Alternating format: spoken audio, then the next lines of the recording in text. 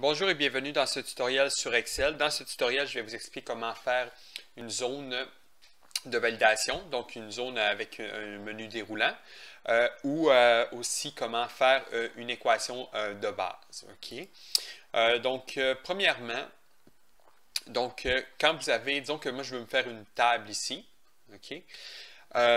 À ce moment-là, j'ai mes chiffres ici. Disons, si je veux faire une suite, là, il va détecter que c'est à partir de 0,5 à 1.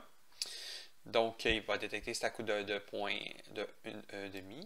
Donc là, j'ai ma liste ici. OK? Si je voudrais avoir la conversion en millimètres, moi, disons qu'au départ, je sais que c'est fois 25,4 pour arriver des pouces en millimètres. Là. Donc, tout ce que j'aurai à faire, je clique ici sur ma chose.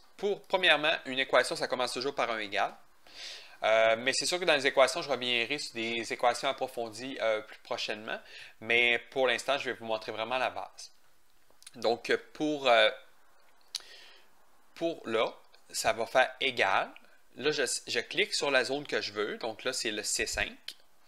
J'aurais pu l'écrire tout simplement, mais je peux cliquer dessus.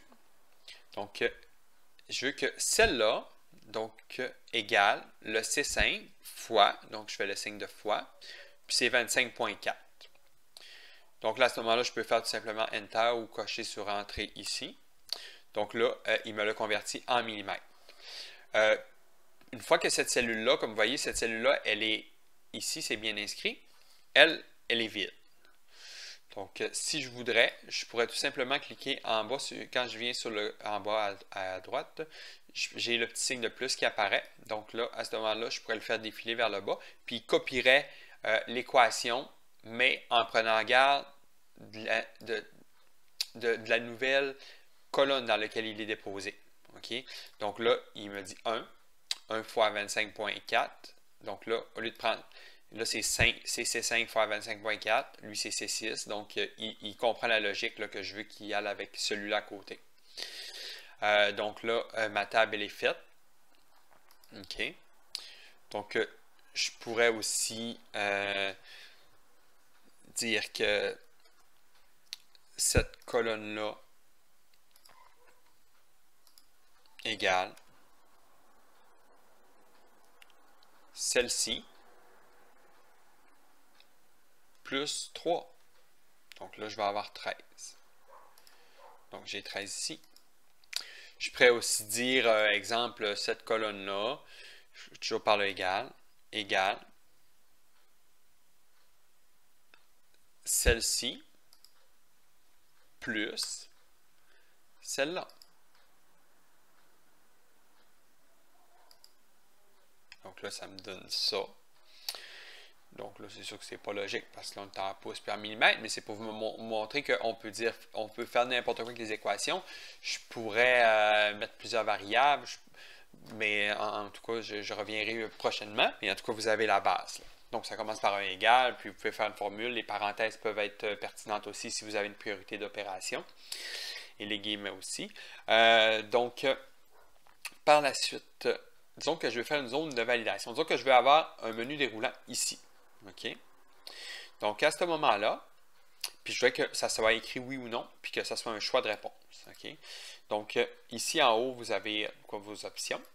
Donc, insérer. Donc là, j'ai page layout. Donc là, j'ai formule.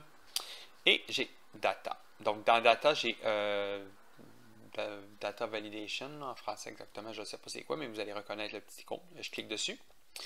Par la suite, vous pouvez, vous avez plusieurs possibilités. Là. Donc, là, moi, je voudrais choisir une liste. OK? Donc là, il me demande la source de la liste. Donc, la source, moi, je vais, vous voyez, j'ai comme un plus là dans mon écran. Je vais tout simplement tenir mon bouton enfoncé sur les deux que je veux. Donc là, il va me dire c'est celle-là à celle-là. Donc, quand je vais arriver dans cette case-là, vous voyez, il y a un petit crochet ici. Puis là, ça va être l'option oui puis non. Par la suite, si vous voulez que ça n'apparaisse pas, ben, vous pouvez tout simplement le cacher là, avec le bouton de droit sur votre colonne, là, puis faire hide, là, comme ça, ça n'apparaîtra pas, mais lui, il va rester avec l'option oui ou non. Vous pourriez aussi le mettre beaucoup plus bas pour ne pas le voir, ou même le mettre sur une autre feuille. Là. Tout simplement, vous pourriez avoir une feuille qui s'appelle formule, puis toutes vos formules seraient sur une autre feuille. Là. Donc, c'est tout pour ce tutoriel sur Excel. Donc, je vous remercie d'avoir regardé et bonne journée.